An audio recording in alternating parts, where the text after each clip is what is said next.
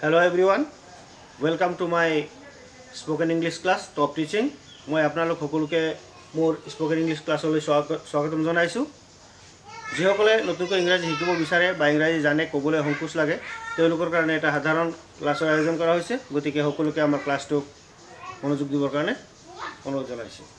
গতিকে প্ৰথমতে চোৱা যাওক আমি সৰু সৰু ল'ৰা ছোৱালীসকলৰ লগত বা মানুহৰ লগত কেনেকৈ কথা কওঁ। কথা কওঁতে কাৰোবাক কওঁ মুখ নুসুধিবা।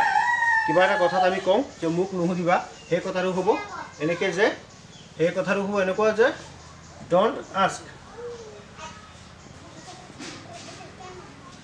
ask me বা নুসুধিবা don't ask।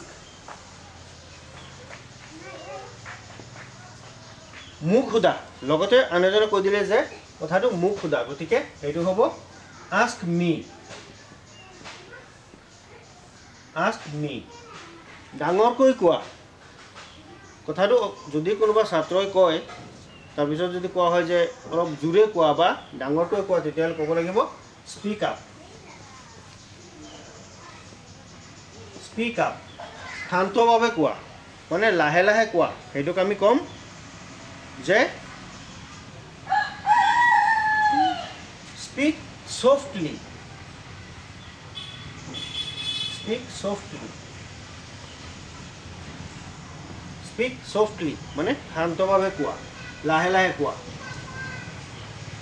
লাহে লাহে কোৱা এটা হ'ল শান্তভাৱে কোৱা, সেইটো হ'ল স্পীক ছফটলি মানে কোমলকৈ কোৱা, লাহে চাউণ্ডটো কমকৈ, আৰু এটা হ'ল লাহে লাহে কোৱা ধীৰ গতিত কোৱা, সেইটো ক'ম আমি যে স্পীক শ্ল'লি।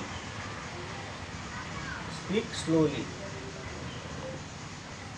Speak slowly. নিচিঞৰিবা কোনোবাই যদি অলপ জোৰে বেছিকৈ চিঞৰ মাৰি কয় তেতিয়াহ'লে তাক আমি ক'ম নিচিঞৰিবা, সেইটো হ'ব যে don't cry বা don't shout। don't shout।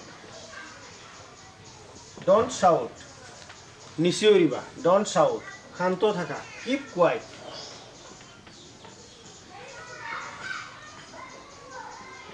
keep quiet।